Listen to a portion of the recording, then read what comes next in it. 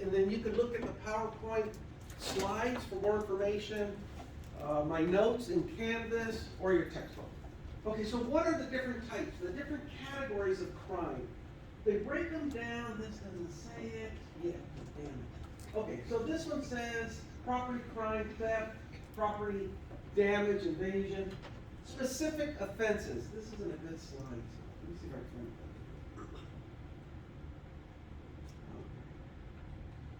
it. Okay. These are categories of crime, not how crimes are broken down, because there's two different types, part one, part two, sometimes we call them part A, part B. That's what I want to focus on, are the serious types of crimes and the less serious. But for now, they're talking about the categories. Property, vandalism, damage, public order, economic, organized crime. So you see, these are the categories. It doesn't really tell you what division they fall in under, whether it's a serious or non-serious. We're going to talk about that in a minute. Public order, prostitution, substance abuse. A lot of times your textbook will refer to these as victimless crimes. Prostitution, why is it illegal? We talked Monday about a person should be able to do whatever they want with their body. So why is it that prostitution is illegal? Who can tell me? Not textbook answer, what do you think? Political movement. Political. It's your body. Didn't we already establish if we want to kill ourselves smoking tobacco, we should be able to? If we want to have a few drinks every night and maybe kill your livers, right? You should be able to. So why can't I sell my body? Political. It's just not an accepted thing by society. And that's what led to prohibition. Society thought it wasn't a good idea to consume alcohol. Well, society thinks it's not a good thing for a person, male or female, to sell their bodies. What do you think? Oh, did you get one? I did, yeah. Oh, thank you. I completely forgot. What do you think, Evan? Should a person, if you want to sell your body, make a little money on the side? If that's what you want to do, if you're comfortable with that, I don't see why not. Okay, leave it to the individual. Who disagrees with that?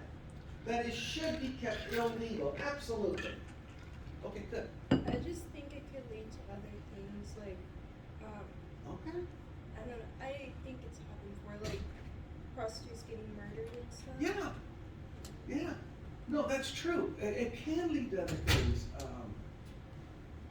But they also say smoking cigarettes and drinking alcohol lead to other vices. Well, that is a good stance. I have heard that it does lead to other things. How about just morally wrong? Anybody believe that? Morally? Okay. Yeah, just morally wrong. Yeah, you should be able to do that. And I'm going to throw something out there. This one always, I hope it doesn't fail me in this class. Abortion. My body, my choice. That was the position until just recently. Roe versus Wade was overturned.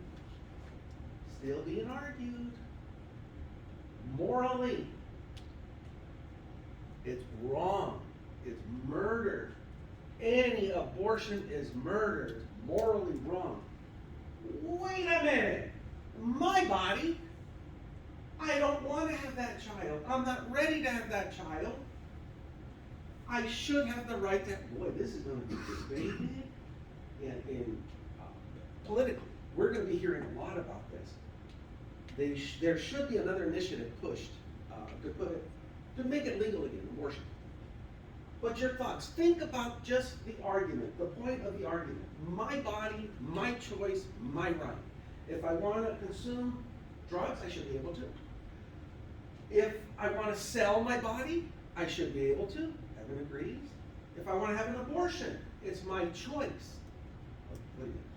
Oh, I have read that opinion a while ago, the one you're talking about, the Supreme Court of the United States. Yes. And they basically said that they were going to give it all down to the states because there was Yeah. no constitutional protection. There isn't. There really isn't. The Constitution, they did the best they could to predict what a citizen was gonna need. At that time, the main thing was protection against the government. The Fourth Amendment, the search and seizure, that's why it's huge. The Eighth, cruel and unusual, these are huge, huge issues at that time. They never thought we were gonna have cell phones, computers. The Constitution doesn't say anything about getting a search warrant if I wanna check your hard drive. That didn't exist at the time. Abortion, prostitution was pretty big back then. And so were drugs, actually. Washington, he was a coke freak. Okay, those guys, they called it snuff at the time. Cocaine, until right around Prohibition, you could get it at the drugstore on the corner. It was acceptable. Coca-Cola actually had cocaine, not a lot, but it had cocaine in it, part of its ingredient. So things change, times change, society changes. What was acceptable back in the 50s and 60s is no longer acceptable now, and vice versa. Okay, so the times change, we have to change with it. Public order, prostitution, abortion, consumption of narcotics, substance abuse.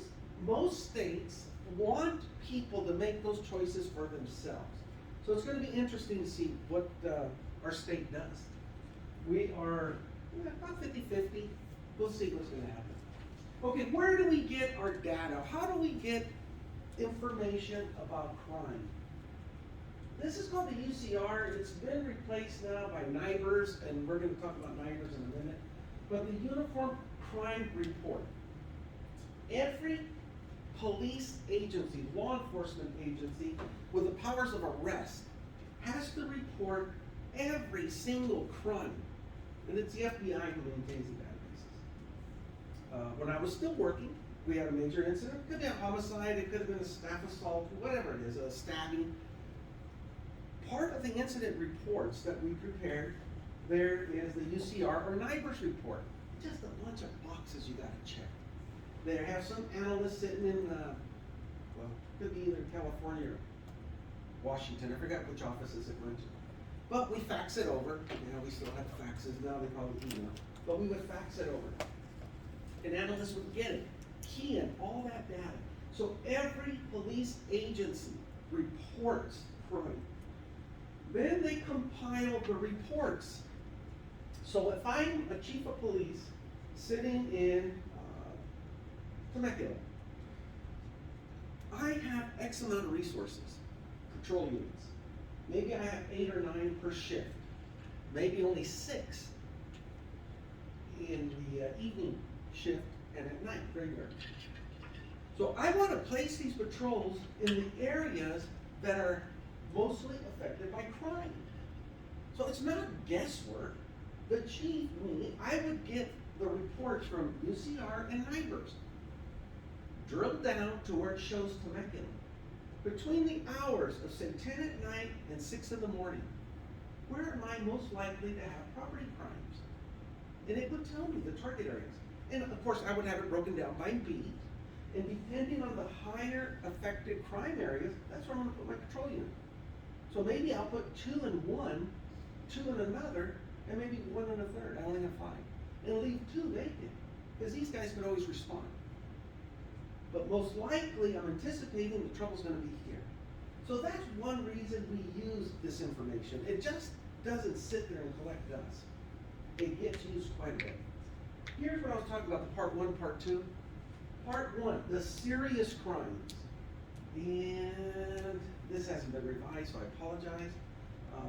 Some of these are now part 2 crimes because they, like I said, rewrote the felony code. AB 109 switched a lot of this, and I need to update this line. But murder will always be a part 1, serious crime. Rape. Do you believe rape was a part 2 crime until just years ago? That's wrong. So anyway, rape is. Burglary, because that's an invasion of your personal space. An occupied residence or anticipated to be occupied. So if somebody breaks into a home, say between the hours of 8 and 5 in the morning, most likely the resident's gonna be there. So it would be a burglary because there's more danger, more risk to the occupant. Assault. That doesn't say battery, so this doesn't make sense either.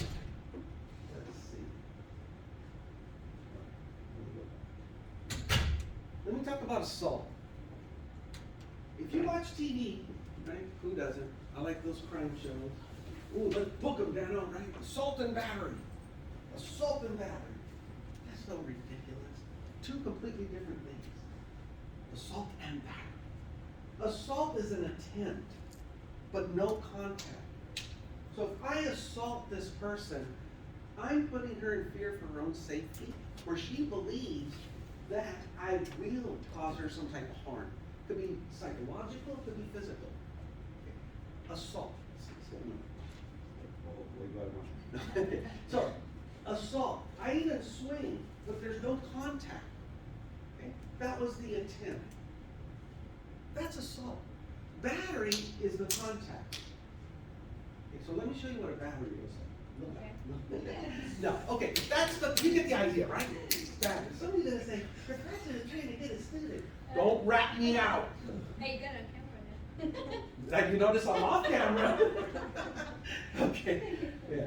Okay, so you get the difference, right? Battery, there's contact. Assault, no contact, just the attempt. That's why when you hear assault and battery, either he did or he didn't, or she did or she didn't. Anyway, part one, serious crimes.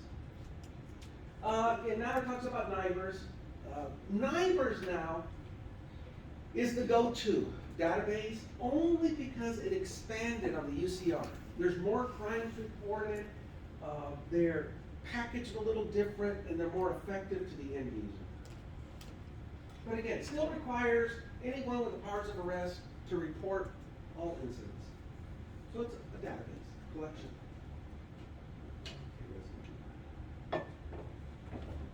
Now it's talking about, victimization survey.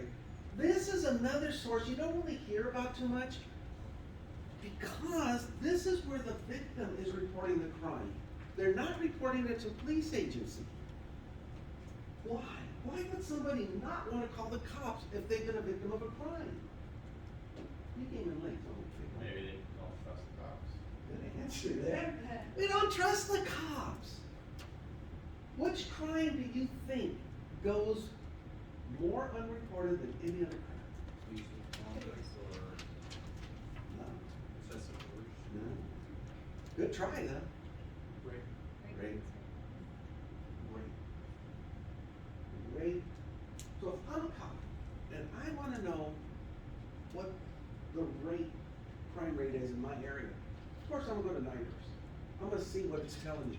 But I also want to look at this one. And I haven't looked at this in a long time, but most likely the degree of reported crime for rape is going to be higher in the victimization report. Because rape is, first of all, it's a terrible crime. Unfortunately, the victim most often knows the aggressor, the perpetrator. Unfortunately, not only is it a known person, it's a family member. Sad. But that's what this report tells us. So it's not just an opinion, it's based on what we're getting. They don't want anything to happen. Spousal abuse, spousal rape. Absolutely. That's a thing. I'm a female, I'm in a bad relationship. I rely on this relationship to support my children. I'm abused, I'm even raped. But I will deal with this because of the children. If I report this crime, he's gone. There goes my source of income. And it could be either way. A male can be raped. A male can be a victim of domestic abuse. It just doesn't happen as frequently as the other way around. So for those reasons, this victim chooses not to, but may consider reporting it here because they know it's only going to be documented and there's not going to be any action taken. It's anonymous. Okay. Sad, but it happens. Questions? Evaluating sources of data. This is one of those slides that we could spend an hour talking about this. I'm not going to bore you to sleep. Probably put myself to sleep. But if you want to know the details, it's right here in this slide. Where the data comes from, how it's collected, it'll tell you how it's used. but I think I covered enough. You shouldn't have to worry about it. Crime trends. You know, I just did a little research on this one. Violent crimes, specifically violent crimes. Somewhere I think it's gonna tell you that the trend went low. And it gives you a little chart, and it's in here. That one. It went, which one's the serious? Violent victimization. Peaked right around, oh, you rotten son of a gun. That is why I did not want to try to use the pointer, guys.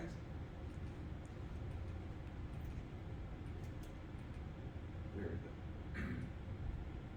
That didn't work anymore. Oh, look at this. I gotta quit pushing buttons. Anyway, if you look at the serious crime, violent victimization, it peaks in about 2012. And then it kind of levels out, goes down, then comes back up. Crime, if you look, it goes up, it goes down. It goes up, it goes down. Sometimes it's stable.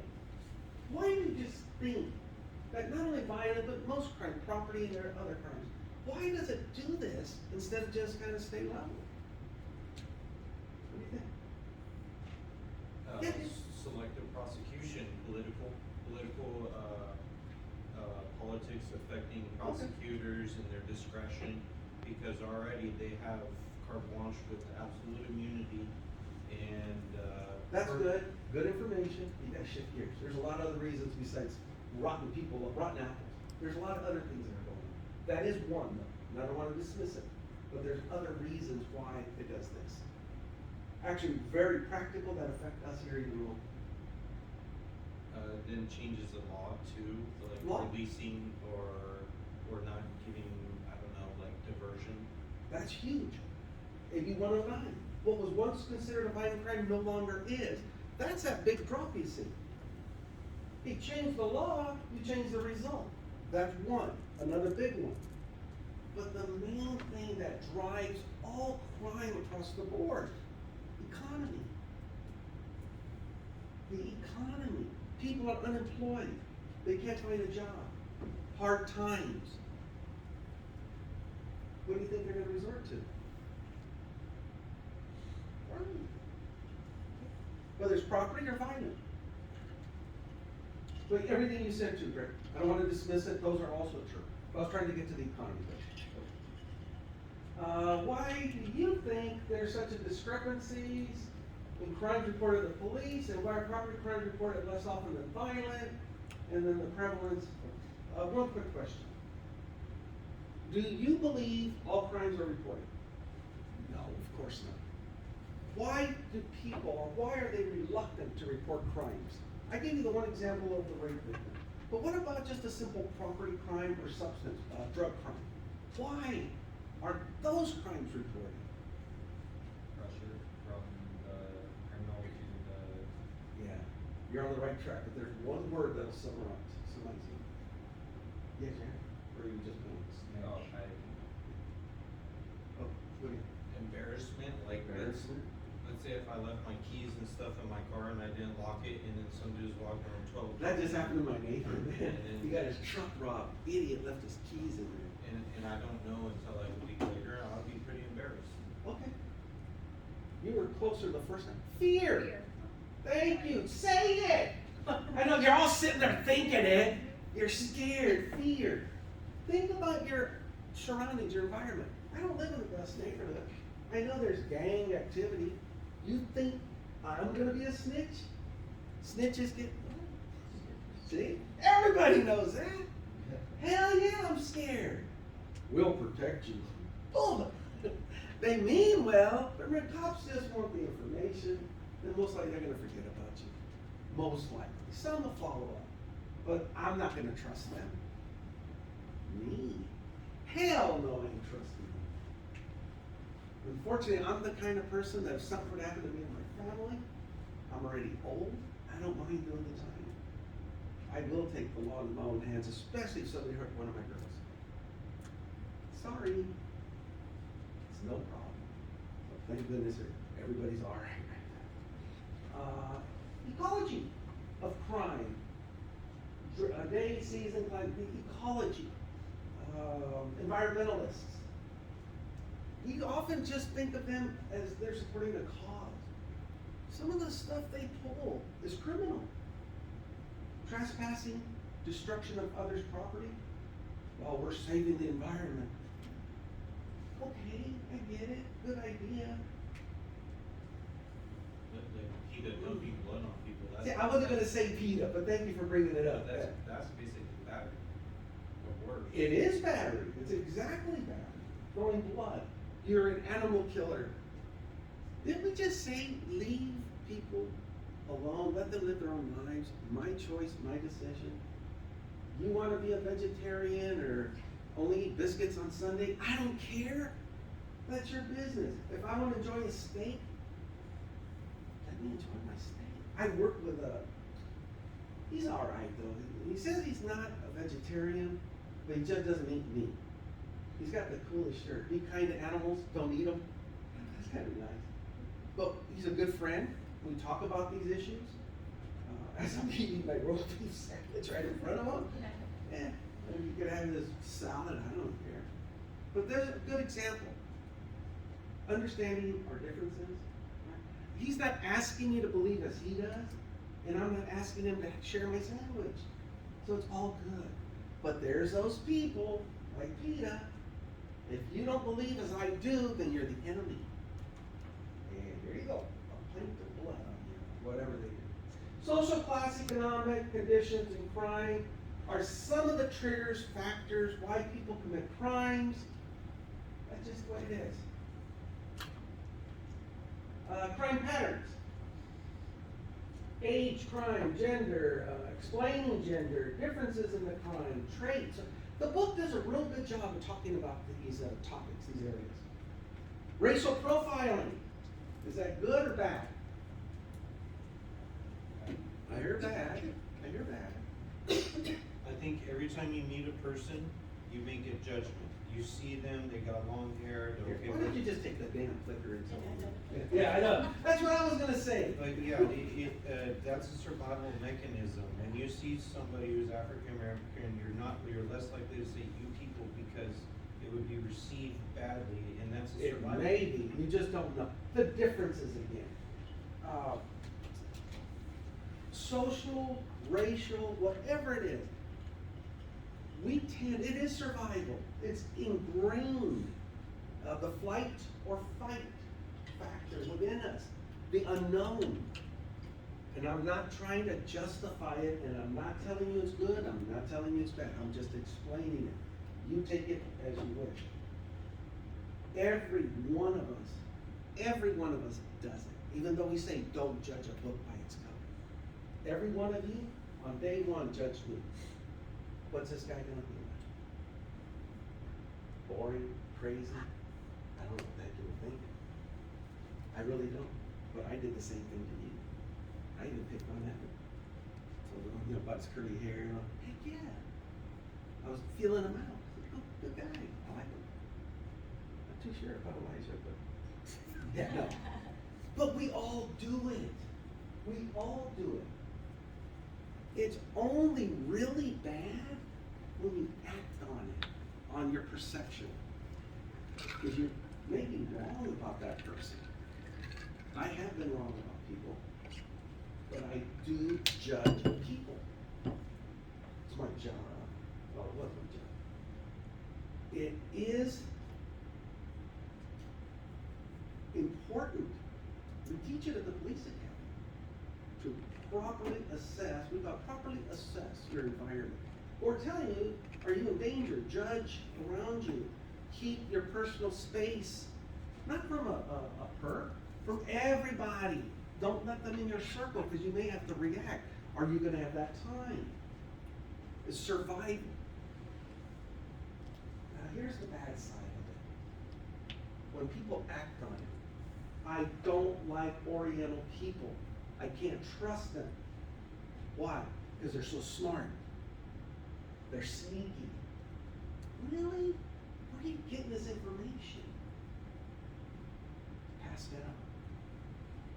it's learned trait. A little kid doesn't know that. They're taught prejudice. Okay, they're taught not to trust certain cultures. And maybe in my household, no, these are just examples, because anything I'm telling you right now isn't true. But I'm just trying to give you an example. Maybe in my household, I grew up that maybe my father fought in Vietnam. Okay, so now he doesn't trust anybody that looks like a Vietnamese. Doesn't understand the differences in the cultures, but they look like this. You can't trust them. Not an ounce of truth to any of it. But if a child's raised that way, what are they going to become?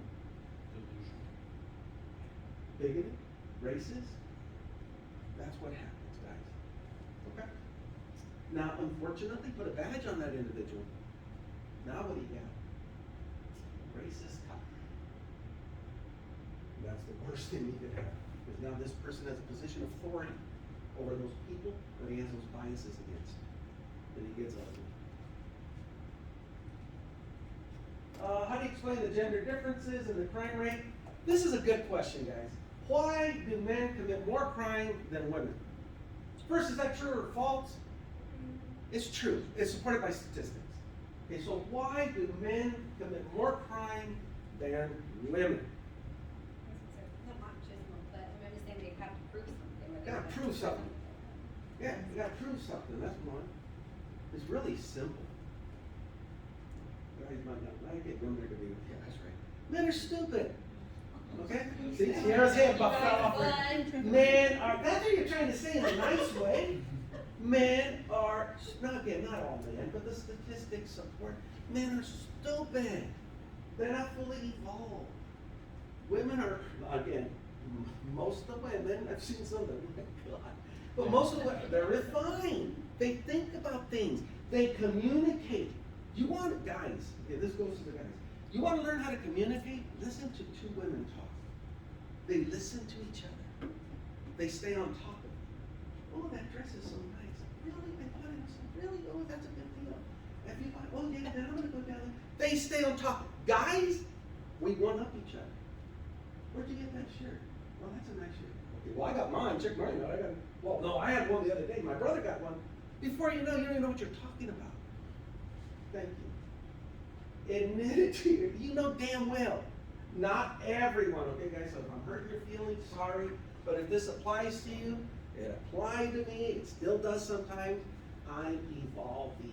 I want to learn. So that's why. That is why. We've heard the phrase pissing contest. You said machoism. Yes. They boil it down, guys. Got a long way to go. Are men more violent than women? Maybe, yeah, right? Yeah. Okay, as in general. Okay, so if you want to go specifics, there's some women watch MMA fighting. It's gotten to the point I'd rather watch a woman's battle fight match versus some of the guys. Anybody watch The Challenge on TV? The Challenge, yeah. Okay, I love watching The Challenge. The guys' competitions. I mean, they're just going through the motions. But when the girls compete, look out. They give it 110%, they're in for one. But, as a rule, in general, men tend to be more violent than women. That's just the way it is. Crime patterns. Race and crime. Biases. Threats. Hypotheses. Again, cultural bias. Structural comes from subcultural. But biases. Now, I kind of explained, you're raised a certain way, you're brought up to believe certain things, and once you get to a certain point, it's hard to change those beliefs that have been ingrained. Okay, sometimes people do change, for the better, some for the worse. Crimes. And there's a lot of statistics in the book as to which race commits more crimes, why they commit more crimes, the rate of incarceration, so I'm not going to bore you with that. If you're interested in those topics, check it out. Chronic offending crime. What causes, if they say chronicity, I'm going to say recidivism. Why do people offend to begin with? And once they do offend, why do they re-offend? I was working on a doctorate, and that was gonna be the basis of my paper, was recidivism. I thought, man, I'm gonna finish this paper, I'm gonna go on, and I'm gonna be a lecturer, and they're gonna pay me a lot of money. I got so deep, I couldn't even get out of my own hole that I dug. To the hell with this, I couldn't figure it out. But I did look. I did look, and I looked hard. Early onset, is the best thing I can come up with. At younger ages, I can't think of the author's name, he came up with the stages of development for child. If anybody's in child development, will you help me out here? You know about child development? I've seen something on a parole officer who talked about this, but yeah, went through the stages of Yeah. child development. Yeah. And if a child doesn't, like, there's a 1 to 2, Yeah, 2 to that's the 4, one. 2 to 6. Yeah, And that's if the they one. don't have their basic needs, Yeah. they don't develop fully as. Like 1 to 2, right, the parents or whatever providing all their needs, but they're still seeing, they're mimicking. They're kind of just doing what the parents do. 2 to 6, I think it is, they're a sponge. They're absorbing everything around them. And then once they get to about 7 or 8, they're trying to establish their own identity. Once they get out into the chain of friendship, birds of a feather fly together. No, flock. I tell you, I'm terrible at sayings, but that one makes sense. My dad used to say, if you want to get an idea of what this person's like, look at their friends. How many of you, even growing up, maybe a parent told you, I don't want you hanging out with that person. They're a bad influence. But they're my friend. My brother once told me, you are the sum of the 5 people you hang out with the most. That's good. That's good. That's kind of what they're telling you here. And the book does another good job of trying to explain this. Be careful. Just be careful. Don't judge these people either. How do you blame somebody for being who they are? You really can't. You gotta just try to understand them and help them. So yeah, that's really what it is. They are how they're raised. It's ingrained in their development. Policy implications, 3 strikes and truth in sentencing. 2 big points, and oh good, we're doing great on time. 3 strikes, what's it all about? What is 3 strikes? Baseball? There's strikes and there's super strikes. If you have 3 super strikes, you get stricken out and you get a life sentence. Okay. What is 3 strikes then? Not super duper. 3 strikes. What's the law about? Serious violent. Serious violent offender. Somebody over here wrong. Just reoffending about 3 months. Reoffender. Tell you, it's Orange County, the district attorney, I don't remember his name. He's the one that kind of put a spin on 3 strikes from 3 strikes violent offenders, 3 violent offenses to habitual crime. Someone that is going to constantly be committing a crime, and at least they have 1 violent strike. They'll add on the other 2. They'll have to be a little super duper. And now you're in prison for life. The idea was okay, but the result was terrible. It really was. Over punishing someone for something they should have been punished. Truth in sentencing tried to capture that. I made an example, I think it was Monday, about a crime, a car thief in Fresno County versus a car thief in Kings County. How in Fresno County, you can steal 3 cars, you probably ain't gonna go to prison. And this is real, guys. Kings County, 1, you're gone. So the court, Sacramento, looked at this and said, that ain't right. You should try to be fair across the board. So if you can commit a crime here or here, the sentence should be the same. And the other component, they put a spin on day for day. If you do 1 day in prison, you get 1 day off your sentence. The guy said, that ain't cool. We want them to at least do 80%. So 80% of the sentence they thought was fair. And then there's other spins on that as well. This is just the overview. And I'm not gonna get real deep into how the sentencing works. Just know that truth in sentencing tries to focus on making it fair. Do they actually do that? Probably not, but at least they're trying. Career, I don't care about that. What does the future hold? Some of you, when I asked earlier, see yourselves working in some capacity in law enforcement, whether it's sworn or non-sworn. But picture yourself Those of you that raised your hand say, yeah, this is for me, I wanna do this. Where do you see yourself in 5 years, in 10 years? And what is the environment gonna look like? What would be the hot topics of the day? Think about that. There's some, good points up here about gun control, immigration, poor economy, people getting older, aging, overpopulated areas. There's a lot of topics up here.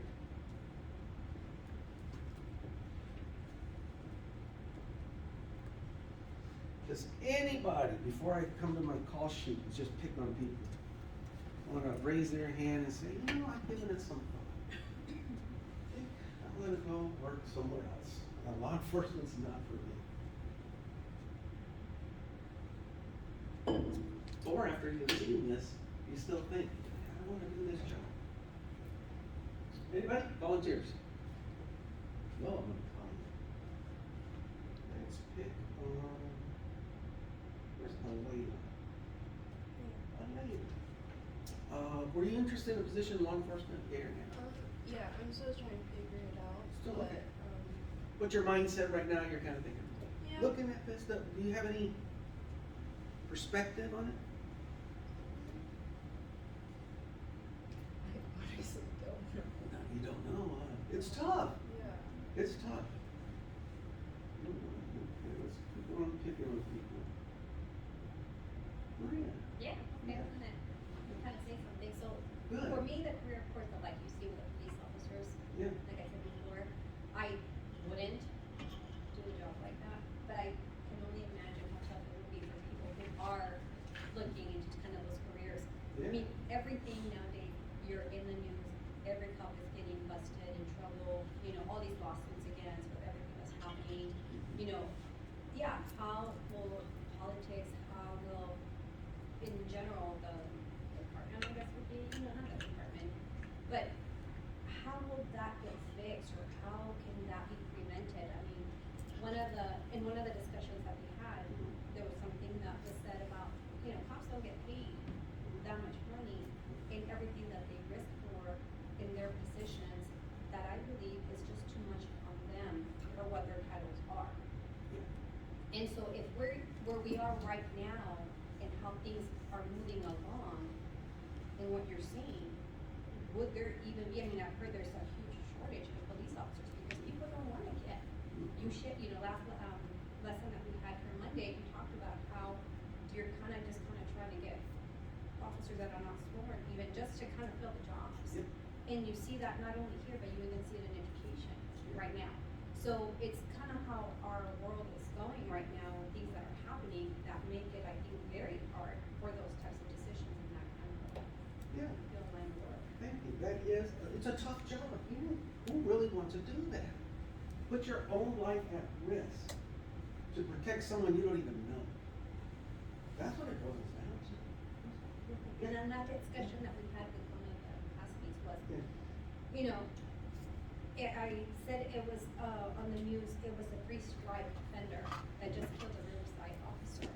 And the morning of course, now there's kids left without a parent, a wife, you know, I felt that the system failed him, you know, and so it's just very hard to see what these people do, you know? Yes. I worked with 2 officers. Well, one was an officer, one was a sergeant, was killed. Yeah, it hurts. It really does. My son-in-law that I was telling you about, he's a patrol chippy on a bike. He was involved here in Riverside. He responded. It was one of his partners. Was on a bike, pulled over, it was a pickup truck. Went to the side of the truck, it was on the overpass. Went to the side, just a regular stop for some infraction. And spoke to the individual, said, get your license, registration, proof of insurance, and then said, I'll be right back. Goes back to the bike. He turns around to come back, and the occupant of the vehicle opened fire. Shot him pretty good.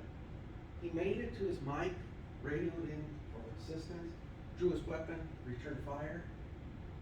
Officers responded, and he was killed there at the scene, but they apprehended the individual. They either killed him there, it doesn't matter, really, it doesn't matter what happened there. But this individual, first thing I asked Ryan, so thank goodness he had his video camera that recorded the whole thing. This is the CHP, the prima donnas of any law enforcement agency. That's how they're viewed, at least from the inside out. And he goes, no, because he's a bike cop as well. He goes, if we want a video camera, we have to buy it ourselves, install it ourselves, monitor, take care of the little, what do they call little cards that go inside? What do they call?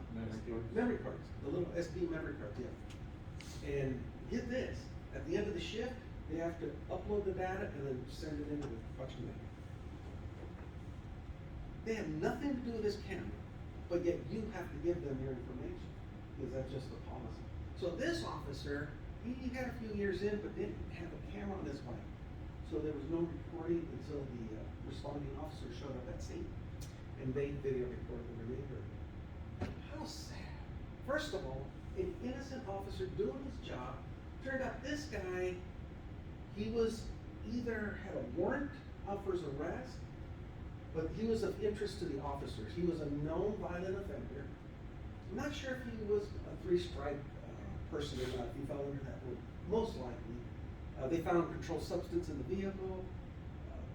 Just not a good person. That's somebody you would invite to dinner. Took the life of this individual, left the family behind, for nothing. It just doesn't make sense. And I tell Ryan, man, why? He's in law school right now. So we talk about that. And he's trying to get out because his dad's an attorney. And he knows I went through law school. So he's like, man, let me pick your mind and see if I can, just whatever you got to do to get off that damn bind. It's dangerous. Okay? It's a dangerous, dangerous job. What I don't get is people's attitudes towards the Army, Navy, and all that, and then we're gonna separate this as worse than being in the Army. This, to me, is way easier than being in the Army. Over there, you're gonna go and get shot at by dozens and dozens of people, and then we're talking like a police officer's the worst thing in the world, but, and then the Army, we're not talking about that, but in general, I think this isn't pretty bad. If this was a military class, we would focus more on the military, yeah. But it's criminal justice. That's why I don't have a lot. My son served, like I told some of you. He was a corpsman, he was over there, he did 2 tours. He saw more action than he should. Okay? I fully support the military, but this isn't a military class. You're welcome to bring up some information. No, I just was comparing and contrasting a police officer's duties as less than somebody in the Army, and our opinion towards the Army is less than police officers. We have a stigma against police officers, but you know, the job to go in the Army is way harder and way more brutal, and you're way more likely to get killed. So to me, it doesn't make sense. It's not comparative. We're not putting the proper amount of weight, you know. Okay. So I think really a police position is better than perhaps. You use 2 words, our opinion and we believe. And I completely respect your position. Who else agrees with what Greg is saying? You do, good. So there are some that support your position. And I'm not minimizing it whatsoever. My statement is, I'm not teaching you military protocol, military procedure, do's and don'ts of military engagement. That isn't what this is about. My class focuses on law enforcement. Okay, I will never disrespect the military, ever. But this class just isn't leaning that way. That's why I mentioned it. Okay? Okay, so let's move on. It is a tough job. Point out, military is tough as well, absolutely. And that's all I got, because I want to get you guys out of here a little early. So if you have questions, feel free to ask, but everybody in the class probably gonna beat you up. So don't ask anything. But if you want to stay back and talk